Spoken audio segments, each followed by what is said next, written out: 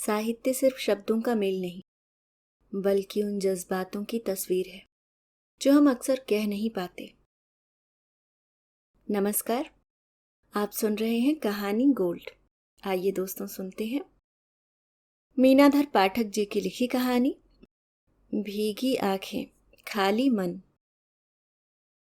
दोस्तों, मीनाधर पाठक जी हिंदी साहित्य की एक प्रतिष्ठित कहानीकार, उपन्यासकार और संपादक हैं। उन्हें मुख्य रूप से समकालीन हिंदी साहित्य में उनकी सशक्त रचनाओं, कहानी, उपन्यास और साहित्यिक संपादन के लिए जाना जाता है। तो आइए आनंद लेते हैं कहानी का। उम्र की तरह ही रात भी आधी से ज्यादा बीत चुकी है, पर आंखों में लम्हा भर नींद आज भी नहीं है। सबसे बड़े को ट्रेनिंग के लिए विदा की है, तब से उसे हर पल बेटे की चिंता लगी है। हालांकि वर्षों बाद मन के अंधेरे कोने में उजाले की एक किरण फूटी है। एक उच्छ्वास के साथ करवट बदलते ही उसका बेलगाम मन अतीत के अरण्य में भटकने लगा है। समय से बड़ा कोई दूसरा मरहम नहीं होता। तुषार के जाने के बाद वह किस कदर अकेली पड़ गई थी। दिन तो किसी तरह बीत जाता, पर जैसे ही रात के 9 बजते लगता कि तुषार आ रहे होंगे। कई बार तो वह गेट खोलकर खड़ी भी हो जाती, फिर भीगी आंखें और खाली मन लिए वापस लौट आती। मम्मा, पापा कहाँ चले गए? पापा कब तक आएंगे? बिस्तर पर लेटते ही हर रात बच्चे यही प्रश्न दोहराते रहते। वह उन्हें छाती से लगाकर चुपचाप अंधेरे में आंसू बहाती रहती। वह जानती थी कि तुषार के बिना जीवन की डगर बहुत कठिन है। अकेले वह कैसे चल सकेगी? कंपनी में काम करते हुए बहुत सी आवश्यकताओं को दरकिनार कर तुषार ने एक छोटा सा घर बनवा लिया था। उसने वहां जाने का निर्णय कर लिया। उन लोगों के बीच अब एक पल भी नहीं रहना चाहती थी जिन्होंने अपने स्वार्थ के लिए उसका जीवन ही उजाड़ दिया था। अपने घर में आने के बाद उसके सामने ढेरों समस्याएं मुहबाए खड़ी थी। उसके जॉइंट अकाउंट में जो रकम पड़ी थी वह भी खत्म हो रही थी। उसे समझ नहीं आ रहा था कि करे तो क्या करे। बहुत सोच विचार कर उसने पढ़ाने का निर्णय लिया। कुछ प्रयास के बाद एक छोटे से स्कूल में जॉब मिल गई। फिर धीरे धीरे स्कूल और आसपास के बच्चे पढ़ने के लिए घर भी आने लगे थे। दिन रात गुजरते रहे।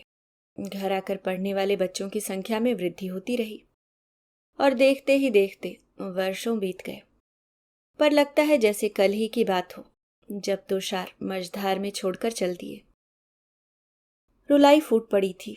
उसने जल्दी से अपना मुंह दबा लिया, कहीं छोटा बेटा जाग न जाए। आंखें चुपचाप बरसती रहीं।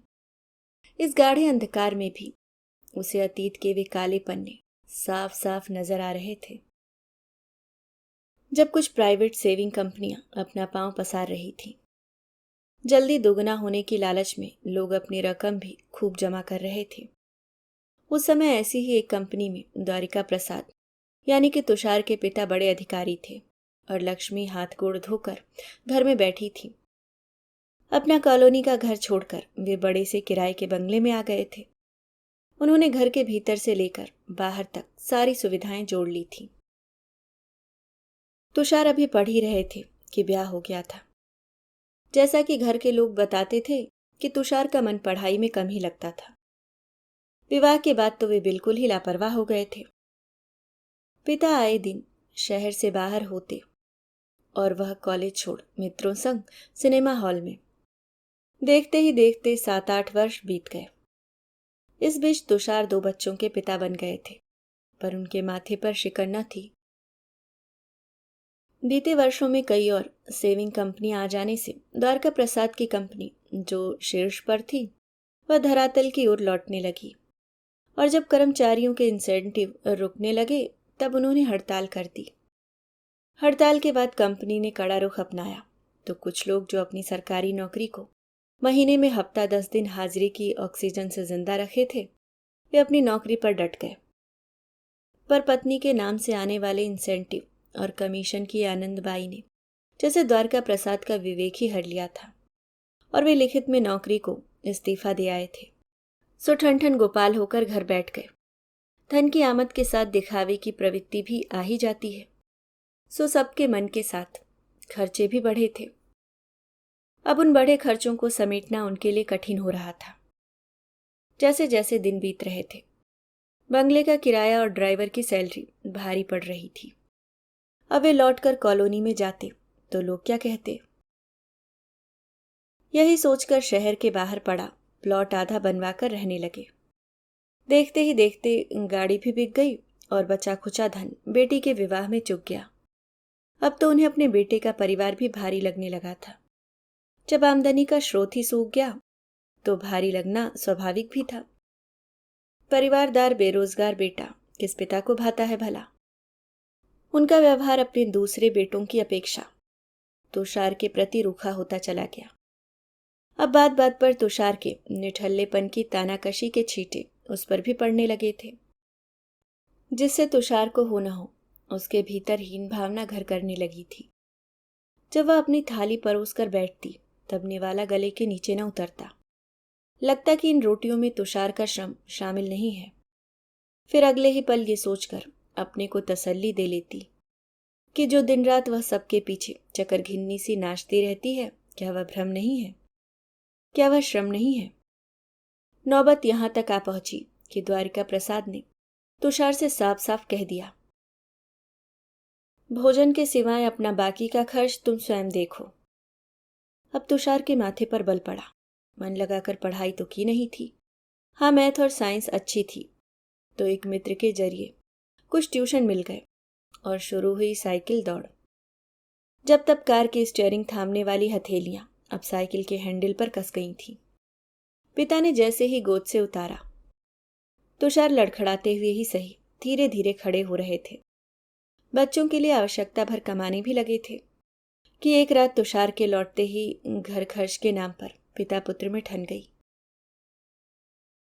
कुछ और ट्यूशन मिलते ही घर खर्च देने लगूंगा, पर अभी संभव नहीं। तो कल से तुम्हारी रसोई अलग, यहां मैंने धर्मशाला नहीं खोल रखा है। पिता की बात सुनते ही तुषार क्रोध से भरे हुए उसे रसोई से खींचकर कमरे में ले आए और दरवाजा बंद कर लिए। बच्चे सहम कर उससे चिपक गए। उसने थपकी देकर उन्हें सुला दिया, पर उसकी आंखों की नींद उड़ चुकी थी। उसके भीतर दुख, क्रोध, अपमान सब एक साथ घुमड़ उठे थे। जागती आंखों की रातें अक्सर लंबी हो जाती हैं, फिर भी सुबह तो होती ही है। उस दिन भी आंगन उजास से भर उठा था, पर उसके मन में अंधकार ही अंधकार था। उठकर धीरे से कमरे का दरवाजा खोली तो सासू माँ को रसोई में गुनगुनाते देखकर उसे विश्वास नहीं हो रहा था। लग रहा था जैसे वह कोई बुरा स्वप्न देख रही हो। वह टुकुर टुकुर ताकती रही। बेटे से नाराजगी थी भी तो मैंने या मेरे बच्चों ने क्या बिगाड़ा था। हाथों की मेहंदी भी तो नहीं छूटी थी कि सहायिका की छुट्टी कर रसोई का द्वार दिखा दिया था सासू माँ ने। तब से आज तक वह जी जान से सबकी सेवा टहल में लगी रही, और आज सासू माँ ने भी पलट कर नहीं देखा था। सोच सोचकर उसका दिल टूक टूक हो रहा था। तभी तुषार ने उसके कंधे पर हाथ रखा। उसने गुस्से से उनका हाथ झटक दिया। उसे सिसकता छोड़ तुषार चुपचाप साइकिल लेकर निकल गए। जब लौटे तब रसोई के लिए कुछ जरूरी सामान और थोड़ा बहुत राशन लेकर वह कमरे के एक कोने को रसोई के लिए तैयार करने में जुट गई। उस दिन से साल दर साल तुषार की साइकिल का पहिया यूं ही घूमता रहा।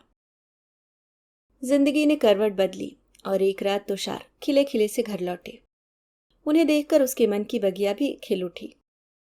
आज तो चेहरे पर चांद खिला है, क्या बात है, मैं भी तो जानूं। खाने पर तुषार को छेड़ते हुए वह बोली, एक नई सेविंग कंपनी आई है इला, उसी को ज्वाइन करने की सोच रहा हूं। तुषार बांसुरी से बज उठे थे। कौन सी कंपनी? तुषार ने उसके चेहरे का उड़ा हुआ रंग देखकर उसे सारी बातें समझाई। नहीं तुषार, मैं आपको ये नहीं करने दूंगी, हम गुजर कर लेंगे। ये कंपनियां छलना होती हैं तुषार, जो है वह भी अपने साथ बटोर कर ले जाती हैं। अपने पिता को देखकर भी नहीं सीखे आप? वह तुषार को समझाती रही, पर तुषार कहाँ मानने वाले थे। पागल हो तुम, कहकर उसकी बात खारिज कर दिए और कुछ ही दिनों में कंपनी ज्वाइन भी कर लिया। उनके अच्छे बात व्यवहार से धीरे धीरे एक अच्छी खासी टीम खड़ी हो गई, जिसमें ज्यादातर इटावा, जालौन, भिंड, मुरैना वाले उनके मित्र जुड़ गए थे। उन्होंने अपने मित्र रिश्तेदारों को जोड़ लिया था। धीरे धीरे काम चल निकला। कंपनी तुषार के सिलेक्शन को देखते हुए उन्हें एक बड़ा पद देने की तैयारी में जुटी थी। जब तुषार ने ये खबर उसे दी, तब उसकी आंखों में सतरंगी स्वप्न तैर गए थे। समय के साथ तुषार के पिता की पेंशन बन जाने से उनकी स्थिति भी सुधरी थी, परंतु तुषार की बढ़ती आय को देखकर वे हतप्रभ थे और उनसे जुड़ने के प्रयास में लगे थे। तुषार के देर रात आने पर उसके पहुंचने से पहले ही गेट खोल देते। तुषार, अपने स्वास्थ्य का भी ख्याल रखा करो, इतना काम करोगे तो सेहत पर असर पड़ेगा बेटा। वे तुषार को दुलार से डपटते। वह देख रही थी कि पिता के स्नेह की गगरी तुषार पर छलक रही थी। तुषार भी उस स्नेह से सिक्त होते जा रहे थे। होते भी क्यों ना, बरसों से पिता की उपेक्षा के शिकार उनके स्नेह को तरसे थे। माँ तो पति की ऐसी अनुगामिनी थी कि वे जो भी कहते वही उनके लिए ब्रह्मवाक्य था। क्या मजाल कि पति धर्म के आगे तुषार के लिए उनकी ममता बूंद भर भी छलक जाए। परंतु जैसे ही पति का स्नेह छलका, माँ का आंचल भी भीगने लगा। अब तो सुबह की चाय पर तुषार बुला लिए जाते और पिता पुत्र एक साथ बैठकर चाय पीते। जब तब माँ के हाथों का तगड़ा जलपान तुषार को दोपहर के खाने से दूर कर देता। अब रात के खाने पर ही वे दोनों साथ होते और उसके बाद या तो तुषार कंपनी की फाइलों में सिरगड़ा लेते या थके होने के कारण सो जाते। अब तो पिता आते जाते तुषार की माला सी जप रहे थे। खून के रिश्तों में एक चुंबकीय आकर्षण होता है, जिनमें कितनी भी दूरियां क्यों ना आ जाए, परंतु यदि एक भी समीप आना चाहे तो दूसरा स्वतः ही खिंचा चला आता है। तुषार, ये आपका सगापा मुझे न जाने क्यों बहुत खटक रहा है। रहा न गया तो एक रात वह खिसिया पड़ी थी। मना तो करता हूं ईला, पर वे नहीं मानते तो क्या करूं, तुम ही बताओ। तुषार ने मनुहार करते हुए उसे बाहों में भर लिया था। अच्छा अच्छा, अब रहने भी दो, चलो खाना ठंडा हो रहा है। जानती हो ईला, पापा मेरी कंपनी में आना चाहते हैं। क्यों? उसके मुंह से अनायास ही निकल पड़ा। क्यों का क्या मतलब? खाली बैठे हैं, कुछ करना चाहते हैं। वैसे एमडी मुझसे खुश है। अब की हेड ऑफिस गया तो उनके बारे में बात करूंगा। सुनकर उसके दिल में फांस सी चुभ गई। निवाला गले में ही फंस गया। किसी तरह पानी के सहारे उसे पेट में उतारा। बीते वर्षों में वह सबकी फितरत पहचान गई थी। नहीं चाहती थी कि तुषार अपनी कंपनी में पिता की सिफारिश करे। दबे शब्दों में विरोध जताई तो तुषार उखड़ गए। तुम अपने काम से काम रखो, मुझे मालूम है कि क्या करना है। तुषार का जवाब सुनकर लगा कि अभी रो पड़ेगी। डबडबाई आंखें लिए चुपचाप थाली उठाकर चली गई। उस दिन वह हेड ऑफिस के लिए तुषार को जाते हुए देखती रही। उसका मन न जाने क्यों उथल पुथल हो रहा था। तुषार क्यों नहीं समझते कि आंखों से टपका आंसू कभी आंखों में नहीं लौटता। उनसे इतना ही प्रेम था तो उनकी यूं लानत मलानत न हुई होती। माना कि समय कठिन था, पर क्या हमारे बच्चों के मुंह से रोटी छीनना ही एक रास्ता था? दिन भर उसका मन अनमना सा रहा। रात लगभग 10 बजे गेट खटका।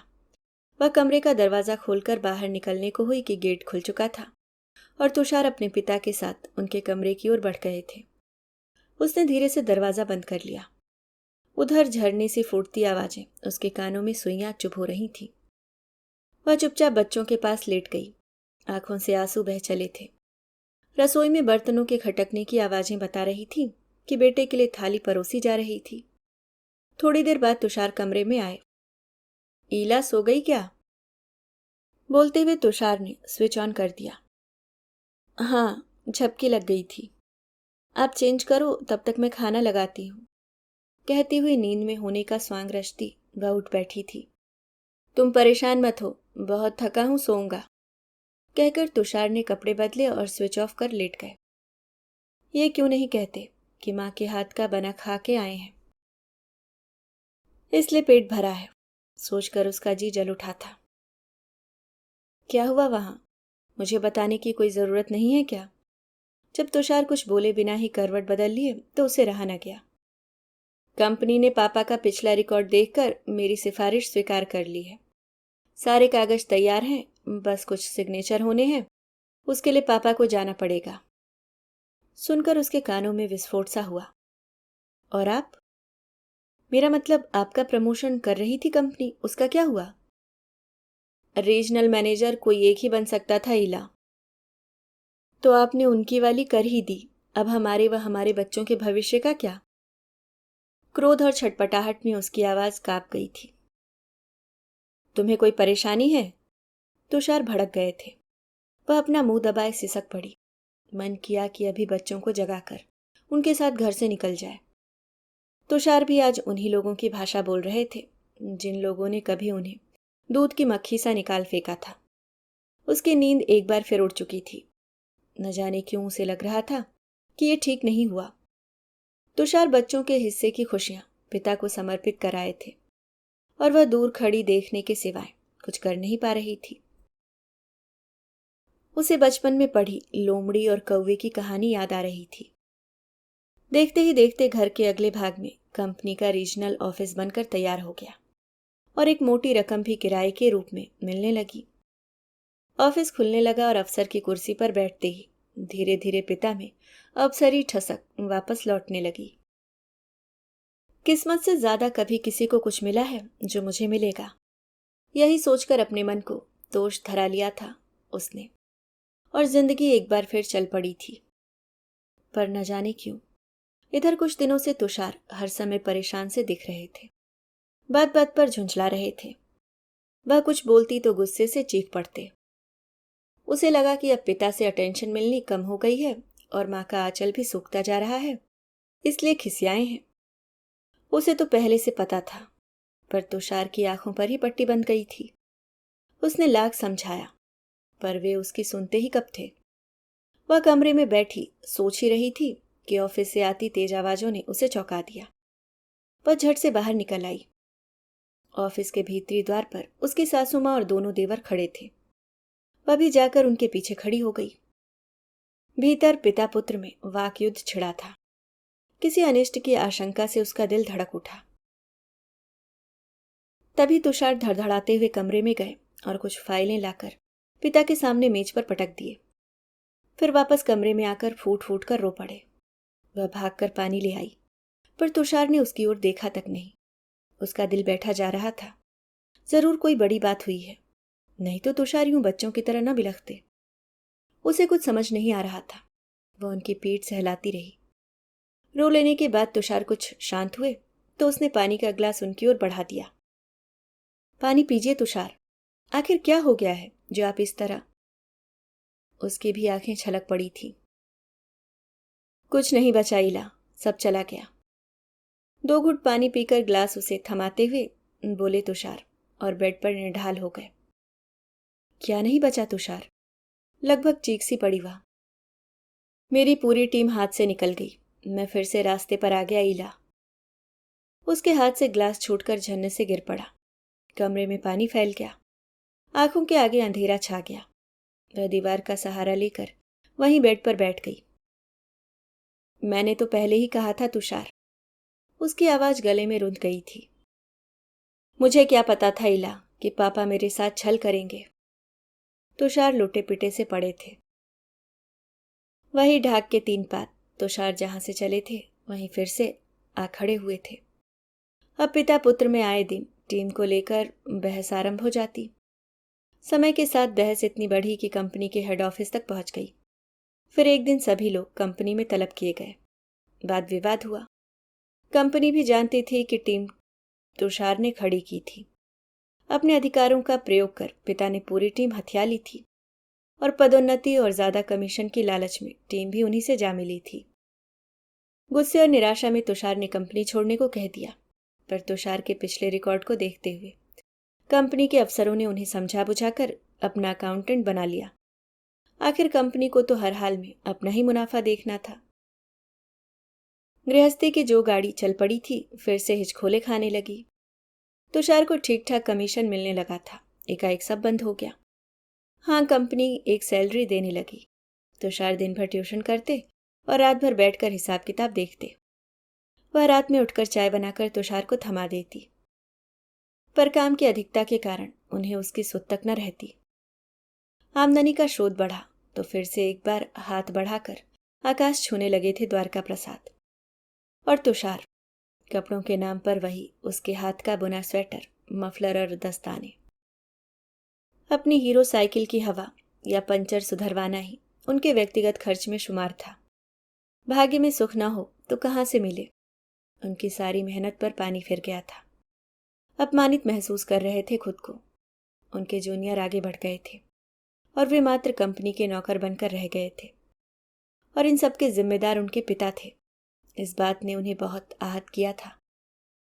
अब पिता पुत्र में ऑफिस के हिसाब किताब के सिवाय कोई बातचीत नहीं थी। धीरे धीरे 2 वर्ष बीत गए। नई गाड़ी आ गई, छोटे भाई का ब्याह तय हो गया, घर में रंग रोगन होने लगा, गहने कपड़े खरीदे जाने लगे। किसी बीच कुछ सेविंग कंपनियों की भागने की सुगबुगाहट सुनाई देने लगी, जो समय के साथ लगभग प्रतिदिन अखबारों में छपने लगी थी। लोग आत्महत्या कर रहे थे। आए दिन यह खबरें सुन सुनकर उसका दिल डर रहा था। इधर पिछले कुछ महीने से कंपनी ने तुषार को सैलरी नहीं दी थी। बच्चों की फीस के साथ और भी कई देनदारियां हो गई थीं। कंपनी हर बार अगले महीने पर टाल रही थी। अब लग रहा था कि इस महीने सैलरी हाथ आ जाएगी तो सब ठीक हो जाएगा, पर जिंदगी ने एक और घाव देने की तैयारी कर रखी थी। न जाने कैसे तुषार को कंपनी के भागने की खबर मिली। सुनकर वे हेड ऑफिस के लिए भागे। खबर पक्की थी। तुषार ठगे से लौटे। चेहरा देखकर ही वह समझ गई थी, फिर भी पूछ ली, क्या हुआ? वही जिसका डर था, मतलब कि कंपनी भाग। उसका मुंह खुला का खुला रह गया। हाँ इला, कंपनी भाग गई, कहकर तुषार दोनों हाथों से अपना सिर थाम कर बैठ गए। तभी पापा जी 2 दिन से नहीं दिख रहे हैं। चौंक कर उसकी तरफ देखा तुषार ने। अब उन्हें भी ध्यान आया कि 2 दिन से ऑफिस नहीं खुला था, और एक झटके से उठकर वे माँ को आवाज देते हुए उनके कमरे में पहुंच गए। पीछे वह भी थी। पापा कहाँ गए? बेटे को अचानक अपने सामने खड़ा पा एकाएक वे कुछ बोल न सकी। बोलती क्यों नहीं आप? कहाँ गए पापा? उन्हें मालूम था कि कंपनी भाग गई, और उन्होंने मुझे कानो कान खबर भी नहीं होने दी। तो मुझ पर क्यों चीख रहे हो? अपने पिता से पूछो जाकर, कहकर तुषार को उपेक्षित छोड़ वे रसोई की ओर बढ़ गईं। तुषार अपने होश खो बैठे थे। माँ के पीछे रसोई में आ गए। सच बताना माँ, मुझे जन्म दी हो या कहीं कूड़े के ढेर से उठा लाई हो? कहते कहते बेबसी से तुषार की आंखें छलक पड़ी। उसका कलेजा चाक हो गया, पर माँ के मुंह से भी बोल न फूटे। बेटे का चेहरा देखती रह गई। वह तुषार का हाथ पकड़कर कमरे में ले आई। ईला, मैं कहीं का न रहा, जी करता है कुछ खाकर सो रहूं। उसके कंधे पर सिर रख फफक पड़े तुषार। ऐसा ख्याल भी मन में मत लाइएगा तुषार, कंपनी के आने से पहले भी तो हम जी रहे थे। कहते हुए उसके पेट में भी गोले उठ रहे थे, पर रोकर तुषार को और कमजोर नहीं करना चाहती थी। वह तुषार की पीठ सहलाती रही और तुषार हिलक हिलक कर रोते रहे। उस समय डकैतों का आतंक था। अपहरण, हत्या और फिरौती की घटनाएं आए दिन घटित हो रही थी। इटावा, भिंडू, मुरैना का नाम सुनते ही शरीर में सिहरन दौड़ जाती थी, और तुषार की टीम में लगभग सारे लोग उधर के ही थे, जो बाद में पिता से जुड़ गए थे। इन्हीं लोगों ने अब ऑफिस को घेरना शुरू कर दिया था। पिता तो घर पर थे नहीं, तुषार मिल जाते। ट्यूशन ही आय का स्रोत था, इसलिए तुषार छुपकर कहीं बैठ नहीं सकते थे। कई बार तुषार ने उन लोगों को समझा बुझाकर वापस किया था, पर पिता किसी भी कीमत पर घर आने को तैयार नहीं हुए। जब लोगों को द्वारका प्रसाद नहीं मिले, तब उनका रोष बढ़ा और निशाने पर तुषार आ गए। फिर तो अगला पिछला सब उन्हीं पर टूट पड़ा। दोनों हर पल दहशत के साए में जी रहे थे। बच्चों के साथ कोई अनहोनी न हो जाए, इसलिए तुषार उन्हें स्कूल छोड़ने और लेने जाते। अब धमकियों ने जोर पकड़ लिया था। वे लोग घर पर आकर धमका रहे थे। पर इन सब बातों का बाकी परिवार पर कोई असर नहीं था। उस रात तुषार खाने पर बैठे ही थे कि गेट खटक गया। उसके प्राण हालत में आ फंसे। दोनों ने सहम कर एक दूसरे को देखा। तब तक फिर से गेट खटका। तुषार ने रोटी का टुकड़ा थाली में रख दिया और उठकर गेट की ओर बढ़ गए। पीछे पीछे ईला, पर घर से और कोई नहीं निकला। गेट खोलते ही एक धीमी पर कड़क आवाज कानों के पर्दे से टकराई। इधर आओ। उसकी रीढ़ में सिहरन दौड़ गई। तुषार उस व्यक्ति के साथ आगे बढ़े ही थे कि वह पीछे से चीख पड़ी। कहाँ ले जा रहे हो इन्हें? तुषार ने घूमकर अपने होठों पर उंगली रखकर उसे चुप रहने को कहा और आगे बढ़ गए। पीछे वह भी निकल आई और सड़क किनारे सरकारी नल के पास खड़ी हो गई। वह तुषार को लेकर चौराहे पर खड़ी वैन की ओर बढ़ गया, जहां पहले से ही 2-3 लोग खड़े थे। वह थर-थर कांप रही थी। जनवरी माह की सर्द रात थी। सभी के दरवाजे बंद थे। घर से हमेशा की तरह आज भी कोई नहीं निकला था। तुषार देर तक उन लोगों से बातें करते रहे। वह खड़ी देवता पितर मना रही थी। आराम से बातें होते देख उसके मन में आस बंधी। उसे लगा कि अभी सब लोग चले जाएंगे और तुषार लौट आएंगे कि तभी अचानक न जाने क्या हुआ कि उन लोगों ने तुषार को वैन में धकेल दिया। पलक झपकते ही सारे वैन में समा गए और वैन कब छूमंतर हो गई पता ही नहीं चला। क्षण मात्र में ही सब कुछ हो गया था। डर से उसकी घिंघी बध गई। जिह्वा तालू से जा लगी। मुंह से बोल ही न फूटा। वह कब तक जड़ खड़ी रही उसे कुछ पता नहीं। क्या हुआ भाभी, इतनी रात में आप यहां क्यों खड़ी हैं? बाल्टी खटकने के साथ ये आवाज सुनकर उसे लगा कि वह अभी जीवित है। देखा तो मोहल्ले का ही एक लड़का था जो पानी भरने आया था। वे लोग भैया को उठा ले गए। उन्हें बचा लो, उन्हें बचा लो। वह बिलख कर रो पड़ी। माँ, क्या हुआ माँ? भैया को बचा लो, वे लोग ले गए उन्हें। माँ, माँ। आवाज सुनकर वह हचकचाकर उठ बैठी है। चेहरा आंसुओं से तर है। भैया ठीक है माँ, वे तो पहुंच भी गए। अभी उनका मैसेज आया है। मुझे लगा आप सो रही हैं तो नहीं जगाया। कोई बुरा सपना देखा होगा आपने। छोटा बेटा उसे झकझोरते हुए बोले जा रहा है।